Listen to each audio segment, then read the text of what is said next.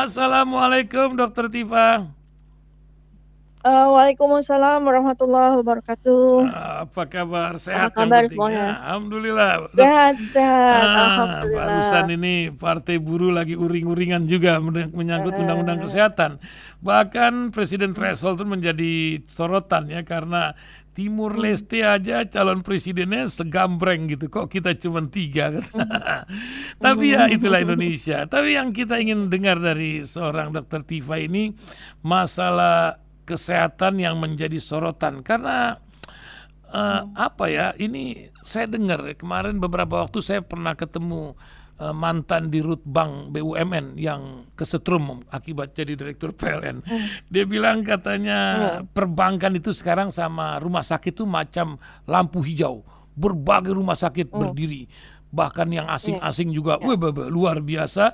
Dan mhm, di tengah ancaman tahun depan yang BPJS ini akan berubah 2024, ada mhm, apa di balik ini mhm, sebenarnya, Dokter Tifa, menyangkut mhm. undang-undang kesehatan dan marwah apa yang sedang dipertaruhkan dari bangsa kita ini dan menunggu berbagai peraturan-peraturan yang dijanjikan di akhir tahun ini. Silakan, Dok.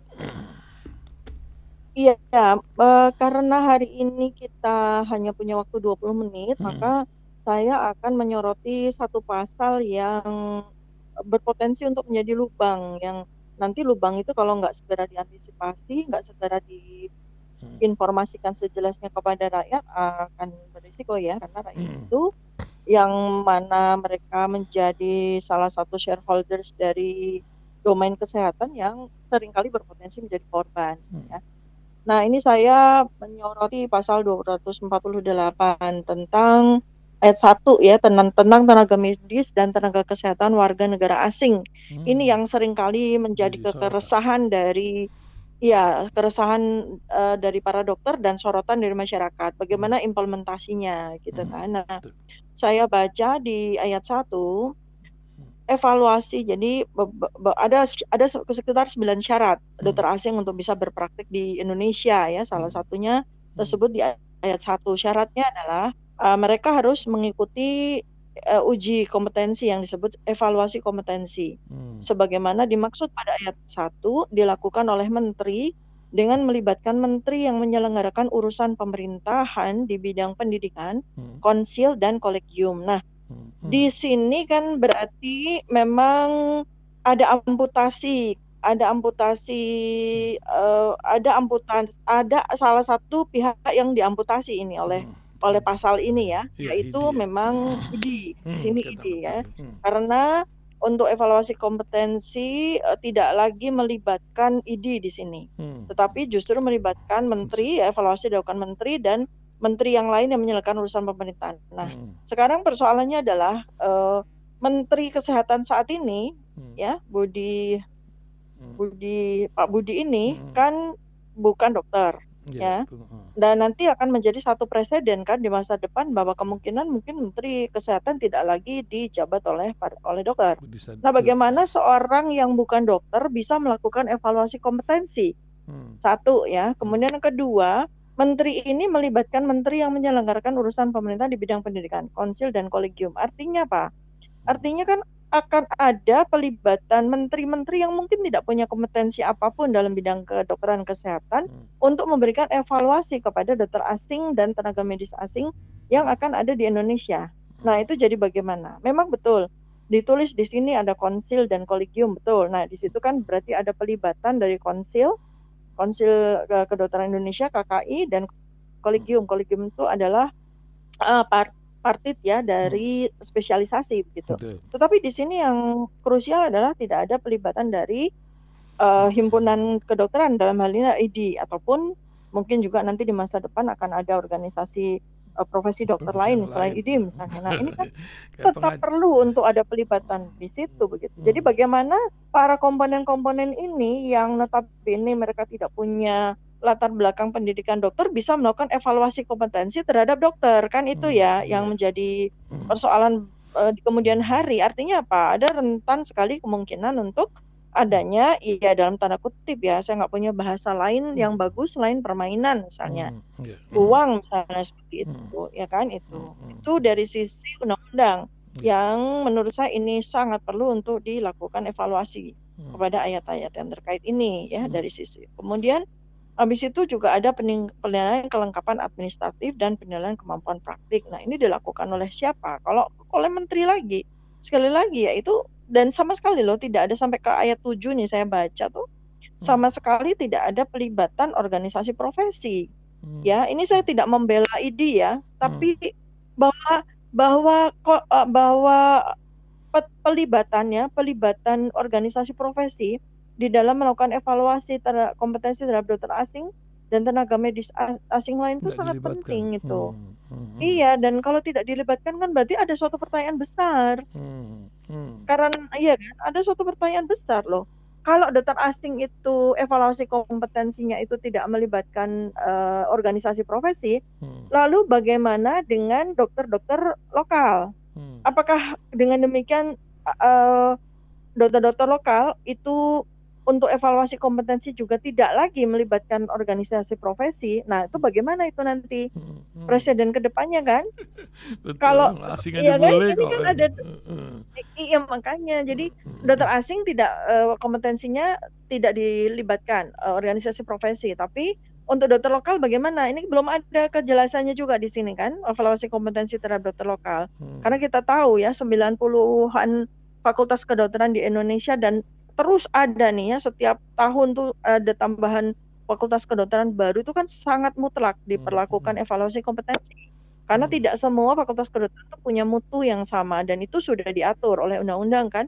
Ada macam-macam lah ya uji kompetensi yang harus ditempuh oleh dokter, lulusan dokter sebelum dia bisa berpraktik sebagai dokter itu kan banyak sekali dan seringkali terus terang bikin frustrasi ya para dokter-dokter ini gitu kan.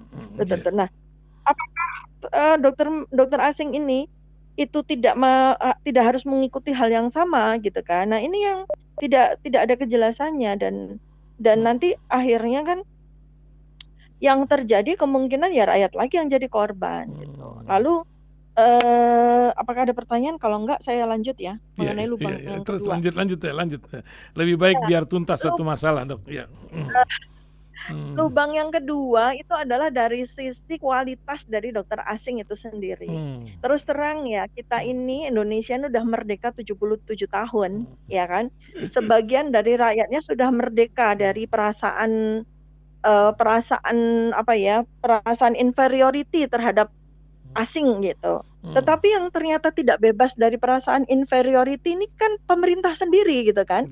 Satu contoh ya, ada seorang menteri yang menyatakan bahwa untuk pembangunan IKN itu perlu diawasi oleh tenaga asing, ya kan? Kenapa? Karena menurut dia tenaga lokal itu kurang, ya insinyur-insinyur atau tenaga lokal itu kurang berkualitas dibanding tenaga asing. Itu kan inferiority kan itu. Sementara begitu banyak bangunan-bangunan infrastruktur yang notabene juga dikerjakan oleh pemerintah itu 100% dilakukan oleh tenaga ahli lokal gitu kan ya. Itu kan menunjukkan inferioritas. Nah, saya khawatir Menteri Kesehatan dan menteri-menteri lain yang nanti dilibatkan di dalam evaluasi kompetensi terhadap dokter asing ini kan juga memiliki inferiority kompleks yang sama dengan menteri itu gitu kan.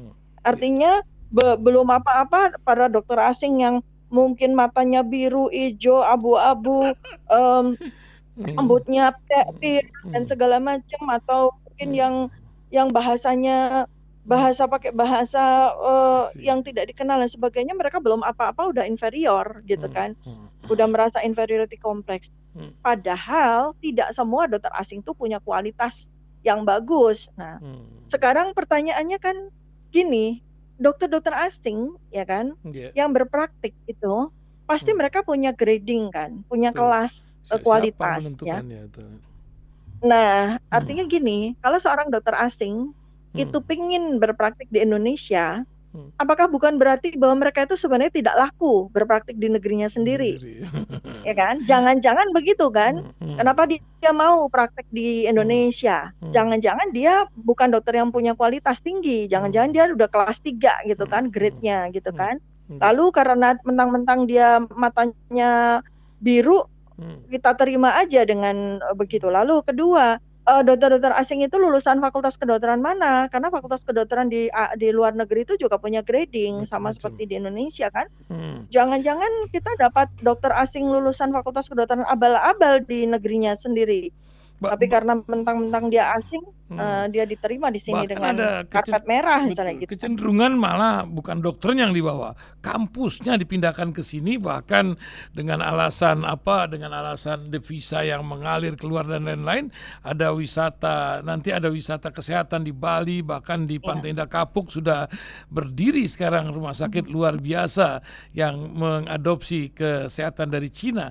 Nah, apa yang Dokter Tifa lihat ini, apakah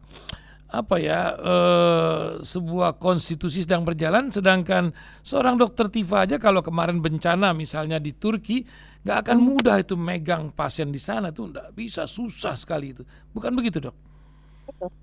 Iya, nah itu yang minggu lalu sudah saya soroti ya, Betul ya. lubang berikutnya nih. Hmm. Artinya nanti yang mengalir ke Indonesia dengan undang-undang kesehatan ini bukan saja dokter dan tenaga nakes yang lain kan, Hmm.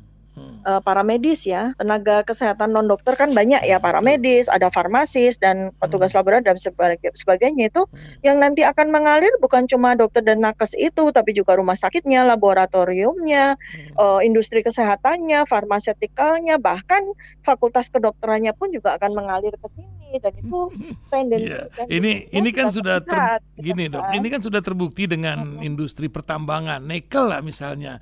Ini kan sampai tukang las pun dibawa dari luar negeri, bukan begitu dok? Nanti tukang Lah susternya. iya, nah itu kan ke apa namanya logical fallacy ya. Jadi logika yang terbalik dari pemerintah ini kan, mereka menyatakan undang-undang kesehatan itu salah satunya itu adalah karena banyaknya pasien yang keluar Indonesia untuk berobat ke luar negeri dan itu membawa devisa kan, itu kan reasonnya ya.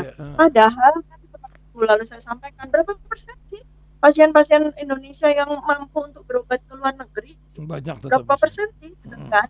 Ya kan, berapa persen kan orang-orang kaya yang mungkin penghasilannya di atas 200 juta per bulan itu yang mampu untuk berobat ke luar negeri itu cuma berapa persen gitu kan. Nah, sekarang dengan logika tersebut, dengan reason tersebut, maka kemudian ada koridor untuk membuka keran seluas-luasnya untuk pendirian rumah sakit asing di Indonesia. Masalahnya adalah kalau ada pasien orang Indonesia yang berobat ke Singapura, ke Penang, ke China, ke Amerika dan sebagainya itu, mereka di sana itu bertemu dokter Amerika atau bertemu dengan dokter Indonesia, kan bertemu dengan dokter Amerika toh. Nah, bertemu dengan dokter Amerika. Nah, artinya logika itu kan, kalau kita mendirikan dok, maaf dokter, suaranya agak putus-putus, diperbaiki mic-nya mungkin dok di sana. Oke, coba saya sudah jelas sekarang. Oke. Ya, jadi kan coba kita lihat runut logikanya ya. Jadi pasien-pasien Indonesia itu berobat ke luar negeri. Misalnya let's say ke Singapura. Kan di sana orang Indonesia itu bertemu dengan dokter Singapura, rumah sakitnya Singapura, kan gitu. Artinya kalau kita pengen agar devisanya itu tidak mengalir keluar, berarti yang harus dilakukan bukan mendatangkan rumah sakit itu ke Indonesia, bukan mendatangkan dokter asing itu ke Indonesia, tapi bagaimana rupa pemerintah memperkuat rumah sakit lokal Indonesia, mempertinggi kualitas dokter-dokter Indonesia sehingga mereka itu laku untuk kemudian nanti orang Singapura berobat ke Indonesia, orang Malaysia berobat ke Indonesia, bahkan orang Amerika berobat ke Indonesia, kan begitu logikanya.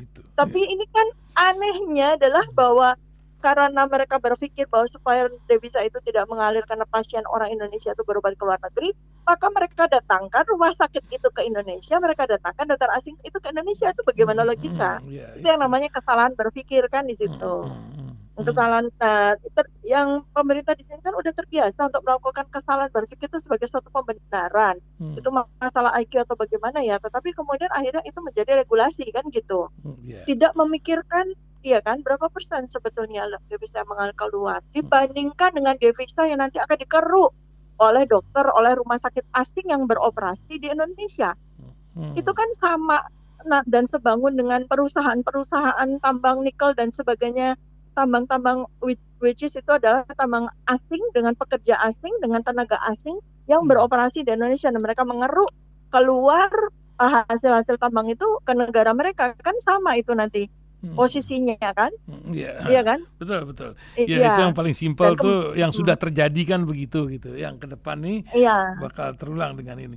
Juga masalah anggaran betul. kesehatan, Dok. Ini kan menjadi sebuah Hmm. sorotan ketika kemarin lembaga dunia itu mengingatkan tentang negara gagal yang dibantah oleh pihak Menteri Keuangan. Sedangkan mandatory spending ini kan bukan 5% atau 15%, tapi menjadi tidak jelas sekarang ini. Bukan itu menjadi masalah juga, Dok? Ya, minggu lalu Iya. soal mandatory spending udah saya jabarkan ya. Betul. Artinya itu kan juga tidak senarai gitu kan dengan logika untuk mendatangkan dokter asing dan rumah sakit asing kan Hmm, itu. hmm, Kalau kemudian mandatory spending itu dikecilkan lagi yang sudah hanya 5% kemudian dihapuskan gitu. hmm, Lalu reason atau katakanlah penjelasan dari Menteri Kesehatan juga tidak terlalu jelas kan. hmm. Jadi tidak adanya anggaran di undang-undang bukan berarti tidak ada anggaran. Nah, terus bagaimana menjabarkan nanti Alat pengejawantahan dari alat anggaran kontrolnya. itu kalau undang-undang bukan Hmm, soal alat kontrol aja, tapi bagaimana mengejawantahkan anggaran hmm, kesehatan sementara undang-undang kesehatan tidak mencantumkan satupun tentang berapa persen anggaran itu diperuntukkan untuk kesehatan, kan logikanya hmm, nggak mungkin. hmm, Lalu dicari-carikan dari mana? hmm, Kita ini yang sudah pernah artinya hmm, sudah pernah bekerja di pemerintahan itu kan tahu persis hmm, bagaimana legitimasinya, bagaimana nanti kita bisa minta anggaran ke Menteri Keuangan kalau undang-undangnya nggak ada. hmm. Iya. Itu kan nanti jatuhnya jadi pergeseran-pergeseran anggaran kan, karena Hmm, setiap mata anggaran itu kan merupakan perwujudan pengejawantahan dari undang-undang kan. Lah iya. kalau undang-undangnya saja tidak menuliskan anggaran, bagaimana kita bisa mendapatkan anggaran gitu loh. Jadi saya lihat itu Pak Menteri Kesehatan ini sering sekali berpikir dengan logika terbalik dan terlalu banyak melakukan apa ya Iya, reason-reason iya, gitu dia yang tidak contoh masuk dengan akal. Singapura, dengan Korea Selatan, membuat Hmm, contoh-contoh simplistis gitu. Nampaknya ya. ya silakan Dok, lanjutkan apa yang bisa disampaikan masih dari tema dari masalah yang satu ini, undang-undang kesehatan. Iya, Hmm, betul, tentang ini asing ya, hmm, persoalan asing. Nah, hmm, sekarang seperti juga yang minggu lalu sudah saya soroti sedikit ya, hmm, artinya dokter asing ini akan melakukan pemeriksaan terhadap pasien orang lokal Indonesia. Apa yang mereka lakukan? Mereka melakukan pemeriksaan, anamnesis dan sebagainya, dan mereka nanti akan bersentuhan dengan tubuh manusia beserta dengan seluruh yang komponen yang ada di dalamnya. Termasuk yang saya sangat soroti itu adalah material itu ya, material seperti darah, kemudian hmm. bahkan seperti sekarang ini eranya Gennya sudah era betul. genom, era Genom. DNA dan Hmm, sebagainya. Bagaimana kita bisa memastikan bahwa darahnya pasien Indonesia, hmm, material-material yang ada pada pasien gitu ya, spesimen-spesimen yang ada termasuk genom itu tidak mereka bawa ke luar negeri dan akhirnya itu akan menjadi satu komoditas yang luar biasa berharga. Karena untuk diketahui bahwa hmm, saat ini adalah era data. Data itu betul. adalah tambang terbesar di seluruh dunia. Nah, Hmm, tambang terbesarnya apalagi ada di genom manusia. Bagaimana kita bisa memastikan bahwa genom yang terkandung di dalam spesimen darah dan sebagainya dari orang Indonesia itu tidak dibawa keluar atas nama lembaga penelitian. rumah sakit asing dan iya kan Saya ingat seperti ini itu. waktu Bagaimana kita bisa mengatakan Dokter Siti Fadilah dulu memperjuangkan luar biasa. Akhirnya menyebab iya. kegemparan dunia, bukan begitu, Dok? Betul, jadi waktu Bu Menteri Kesehatan Bu Siti Fadila itu menjabat menjadi menteri kan beliau sangat kaget Hmm, karena di Indonesia itu ternyata berpuluh tahun itu beroperasilah satu laboratorium rahasia yang dimiliki oleh satu nah, negara tertentu. hmm, Bahkan Ibu Fadila itu bicara langsung ke saya, cerita langsung, hmm, saya untuk masuk ke pagernya aja saya nggak bisa loh, padahal laboratorium itu didirikan di tanahnya Kementerian Kesehatan, kan aneh kan? Nah, hmm, sekarang coba bayangkan ya, nanti kalau rumah sakit asing itu sudah berdiri di seluruh Indonesia, hmm, apakah mungkin kita kita yang bukan pasien ya, kita hmm, yang hmm, bukan pasien itu bisa masuk ke situ dan kemudian kita hmm, melakukan audit dan sebagainya. Saya rasa nonsens. hmm, Saya rasa nggak. Menteri Kesehatan sekelas Bu Menteri Fadila aja hmm, untuk masuk laboratoriumnya asing aja nggak bisa. Bagaimana nanti auditing terhadap dan pemeriksaan kualifikasi atau kualitas terhadap rumah sakit itu bisa dilakukan nanti kalau sudah berdiri, ya kan? Ya. Jadi ini menurut saya potensi-potensi seperti ini tuh sangat berbahaya, dan Menteri Kesehatan yang bukan dokter itu nggak ngerti ya. Saya dulu sekian tahun yang lalu pada zaman menteri sebelum Bu Fadila itu almarhumah Ibu Endang ya. Saya kan menjadi bagian dari beliau begitu ya. Itu kita berdebat panas, bertengkar hebat mengenai Material Transfer Agreement (MTA) ya. Material Transfer Agreement itu adalah satu undang-undang peraturan itu yang sangat ketat membatasi terkirimnya spesimen-spesimen dari orang Indonesia itu ke luar negeri, sama dengan betapa negara-negara di luar itu sangat membatasi transfer material dari orang-orang mereka ya, dari warga negara. Nah, sekarang bagaimana kita bisa melakukan peraturan itu, menegakkan peraturan itu ketika pasien-pasien yang orang-orang Indonesia tuh masuk ke rumah sakit asing yang beroperasi di Indonesia dan mereka kemudian diambil darah, spesimen dan sebagainya. Bagaimana kita bisa memastikan bahwa material itu tersimpan di rumah sakit itu dan tidak mengalir ke negara mereka menjadi objek penelitian dan kemudian pengembangan obat, pengembangan vaksin dan sebagainya. Bagaimana kita tidak ini yang pada saat sorotan yang kedua dari Bu Fadila waktu itu ya, beliau sendiri sangat marah karena ternyata virus-virus, bakteri-bakteri dan kuman-kuman yang berasal dari darah orang Indonesia itu ternyata sudah ada koleksinya itu di beberapa laboratorium di luar negeri. Padahal waktu itu MTA, Perjanjian Material Transfer Agreement, itu belum disepakati oleh negara-negara yang terlibat. Nah, sekarang bagaimana kita bisa mengawasi tidak adanya aliran material itu ke luar negeri kalau rumah sakit di luar negeri itu sudah bercokol di Indonesia dengan perlindungan dari undang-undang kesehatan ini gitu loh.